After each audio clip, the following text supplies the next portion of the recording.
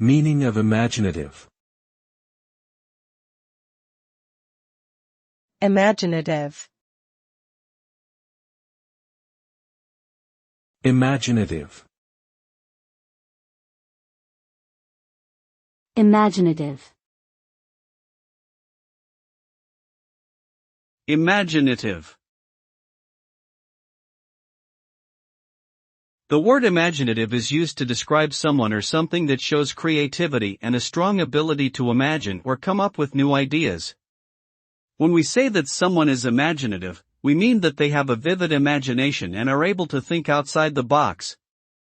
This quality is often valued in fields such as art, literature, and design, where originality and innovation are highly prized. Being imaginative can lead to the creation of innovative and groundbreaking works that challenge and inspire others, making it a valuable trait to have.